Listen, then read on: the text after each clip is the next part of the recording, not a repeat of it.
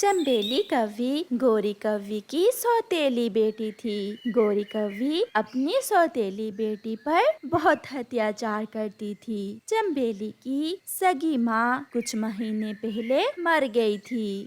अगर अपने पिता को कुछ बताया कि मैं तुमसे घर के सारे काम करवाती हूँ तो मैं तुम्हें जान से ही मार दूंगी। नहीं सौतेली माँ जी, मैं पापा को कुछ नहीं बताऊंगी। मैं पापा के आने से पहले ही रोज की तरह सो जाऊंगी। कालू कौवा जो चंबेली का पिता था वो भी घर आ जाता है, जिसे देखते ही चंबेली अपनी आंखें बंद करके सोने का नाटक करती है। मेरी बेटी सो गई है क्या? हाँ हाँ, सो गई है। सारा दिन खाने और सोने के सिवा इसे काम ही क्या है। अभी छोटी है मेरी बेटी, जब बड़ी होगी तो सारे काम भी कर लिया करेगी। चंबेली अपनी आंखें बंद किए सारी बातें सुन रही थी, मगर अपनी सौतेली माँ के डर से वो कुछ नहीं बोलती और सोने का नाटक करती है। चंबेली के जीवन में हर रोज ऐसा ही होता। जैसे ही कालू कौवा काम पर जाता, चंबेली की सौतेली माँ उसे काम पर लगा देती। अब यहाँ बैठी बैठी मेरा मुंह क्या देख रही हो? जाओ और जंगल से कुछ सूखी लकड़ियाँ ले आओ। मगर माँ, मुझे तो पता नहीं है कि लकड़ियाँ कहाँ से मिलेंगी। जब घर से बाहर जाओगी तो सब पता चल जाएगा। फिर अपनी सौतेली माँ से डरती हुई चंबेली सूखी लकड़ियाँ लेने जंगल की तरफ चली जाती है। वो सारा जंगल फिरती है, वो इधर उधर उड़ती है। बहुत मुश्किल से उसे कुछ सूखी लकड़ियाँ मिल जाती हैं। चंबेली उन लकड़ियों की गठरी बनाती है और जैसे ही उन्हें लेकर उड़ने लगती है तो वहाँ एक आवारा उल्लू आ जाता है। ये लकड़ियाँ तुम मुझे दो, वरना मैं तुम्हें मार दूंगा। अंकल डाकू, अगर मैं लकड़ियाँ ना लेकर गई तो मेरी सौतेली माँ मुझे मार देगी, और अगर आपको ये लकड़ियाँ ना दूँ तो आप मुझे मार देंगे। अगर मेरे भाग्य में मरना है ही तो आप मुझे मार ही दें। मैं भी ऐसी जिंदगी से तंग आ गई हूँ। चंबेली की ये बात सुनकर उस उल्लू को छोटी कौवी पर बहुत दया आती है और वो उससे पूछता है। क्या तुम्हारी सौतेली माँ तुम पर बहुत अत्याचार करती है? अंकल, मेरी सौतेली माँ मुझसे सारे घर के काम भी करवाती है और मुझे मारती भी है। बहुत मारती है मेरी सौतेली माँ मुझे। बेटी, मैं आया तो तुमसे तुम्हारी लकड़ियाँ छीनने था, मगर तुम्हारा दुख देखकर मुझे तुम पर बहुत दया आई है। अगर तुम चाहो तो तुम मेरे साथ मेरे घर आ सकती हो। तुम्हारी चाची तुम्हारा बहुत ख्याल रखेगी, वो तुम्हें अपनी बेटी बनाकर रखेगी। चंबेली भी अब वापस घर नहीं जाना चाहती थी, इसलिए वो उस उल्लू के साथ चली जाती है। पत्नी जी, कहाँ हो? जल्दी आओ, देखो तो आज मेरे साथ कौन आया है। कवि, ये छोटी कवि कौन है और तुम क्यों इसे किडनैप करके यहाँ ले आए हो? किडनैप नहीं करके लाया, अब ये हमेशा हमारे साथ इसी घर में रहेगी। पहली बार जिंदगी में मैंने कोई अच्छा काम किया है। मेरी सौतेली माँ मुझे बहुत मारती है, इसलिए अंकल डाकू मुझे यहाँ ले आए हैं। ये मुझे जंगल में मिली थी, बेचारी बहुत दुखी है। फिर उल्लू की पत्नी चंबेली को अपने गले से लगा लेती है। अब तुम मेरी बेटी बनकर मेरे साथ रहोगी। बेटी, तुम चिंता ना करो, यहाँ आपको सब कुछ मिलेगा। शाम के कालू कौवा जब घर आता है तो घर में अपनी बेटी को ना देखकर गोरी कौवी से पूछता है। मेरी बेटी कहाँ है? उसकी पत्नी रोने का नाटक करते हुए कहती है, वो वो सुबह से बाहर गई हुई है, न जाने कहाँ चली गई। मैंने उसे बहुत ढूंढा मगर मुझे कहीं से नहीं मिली आपकी बेटी। बेटी, मेरी बेटी, तुम कहाँ चली गई हो? मैं कहाँ से अपनी बेटी को ढूंढूंगा? कालू कौवा ऐसे रोने लग जाता है। ऐसे ही कुछ दिन गुजर जाते हैं। चंबेली भी उल्लुओं के परिवार के साथ खुशी का जीवन गुजारने लगती है। वो अपने सारे दुख भूल जाती है। उसकी उल्लू माँ उसे अच्छे अच्छे भोजन देती, उसे अपने साथ सैर करने लेकर जाती, वो उसे बहुत खुश रखती थी। एक दिन गोरी कौवी अपनी माँ से मिलने दूसरे जंगल जा रही थी कि रास्ते में तेज हवा के साथ बारिश शुरू हो जाती है। गोरी कौवी बारिश से रुकने के लिए एक पेड़ के नीचे बैठ जाती है। ये बारिश भी अभी आनी थी, अब मैं कहाँ जाऊँ? माँ का घर तो अभी काफी दूर है। गोरी कौवी बैठी ऐसे खुद से बातें कर रही थी कि ऊपर से सूखे पेड़ की एक डाल टूटकर गोरी कौवी के ऊपर गिर जाती है और गोरी कौवी उस सूखी डाल के नीचे दब जाती है।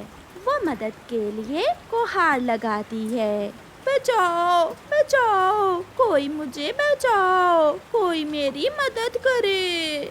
माँ, ये आवाज तो मेरी सुनी सुनी है, ये जरूर कोई मेरे जानने वाला है।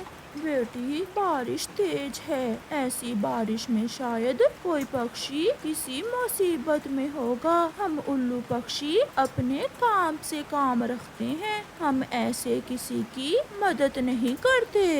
मगर माँ, मेरे लिए, अपनी बेटी के लिए मेरे साथ चलें। आवाज फिर से आती है, बचाओ, मैं मर रही हूँ, कोई मेरी मदद करे।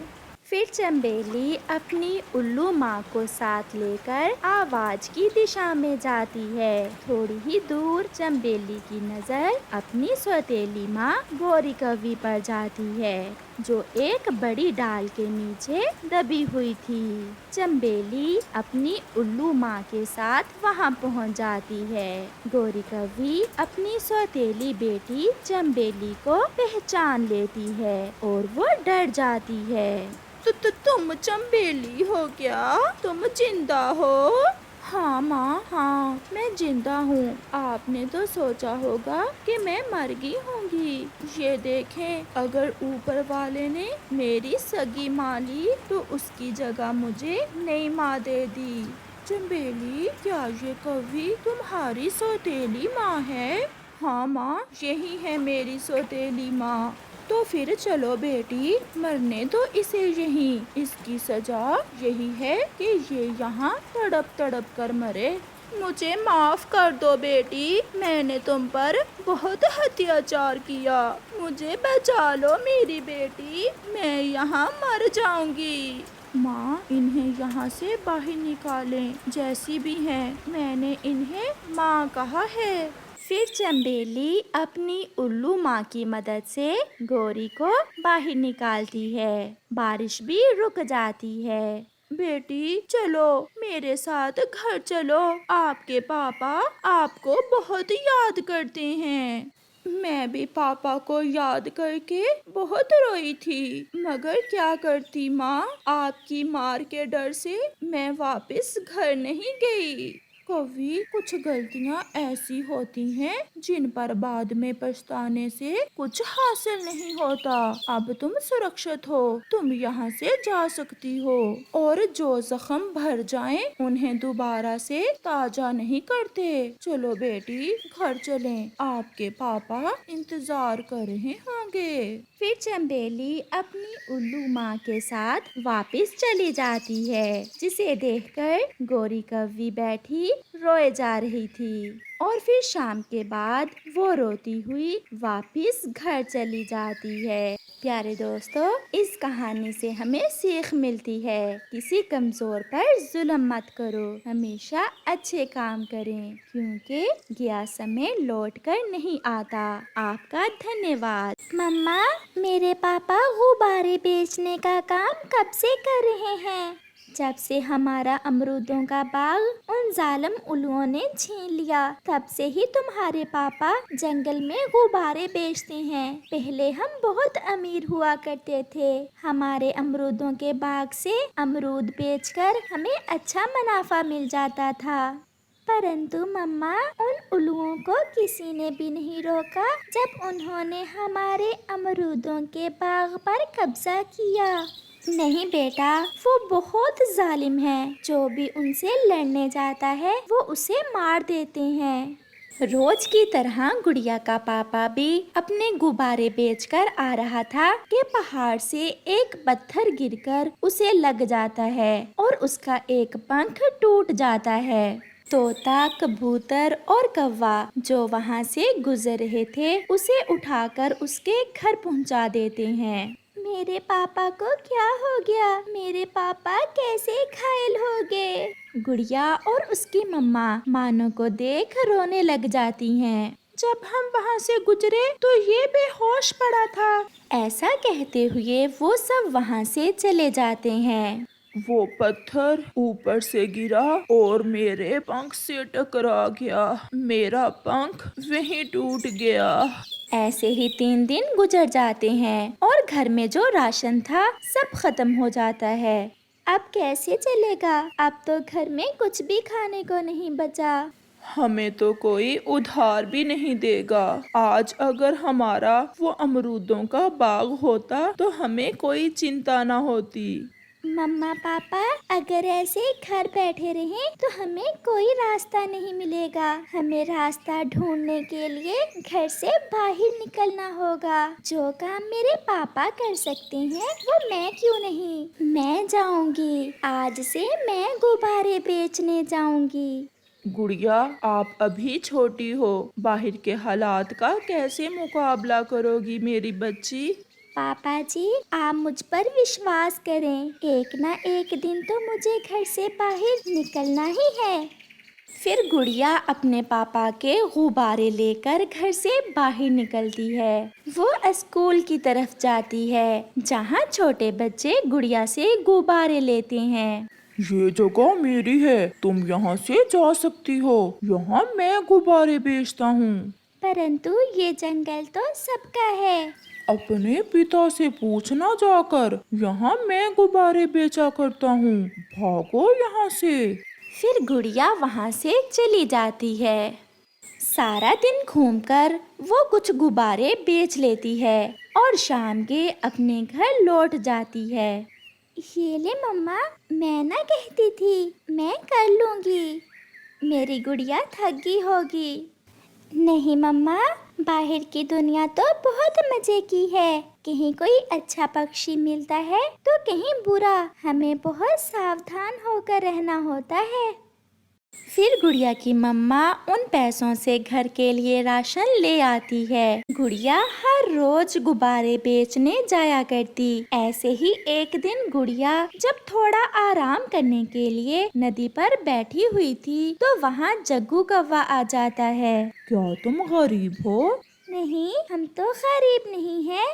तो फिर कमजोर हो। मेरी मम्मा ने मुझे बताया कि तुम्हारे पापा का अमरूदों का बाग था जो उल्लुओं ने छीन लिया और तुम्हारे पापा कुछ न कर सके। तुम यहाँ से जा सकते हो, मुझे आराम करने दो। फिर मैंने अपने काम पर भी जाना है। जाता हूँ, पहले तुम्हें थोड़ा सा तंग तो कर लूं। ऐसा कहते हुए जग्गू गुड़िया के गुब्बारों को फाड़ देता है। अब करो आराम, मैंने बेच दिए तुम्हारे गुब्बारे। ये तुमने क्या किया शरारती कौवे? मैं आज शाम अपने घर क्या लेकर जाऊंगी? गुड़िया रोने लग जाती है। ये फटे हुए गुब्बारे ही ले जाना। ऐसा कहते हुए जग्गू वहाँ से भाग जाता है। गुड़िया वहाँ बैठी रोती रहती है। शाम हो जाती है और गुड़िया वहाँ से उठकर पहाड़ों की तरफ चली जाती है। वो एक सूखे पेड़ पर बैठ जाती है और रोने लगती है।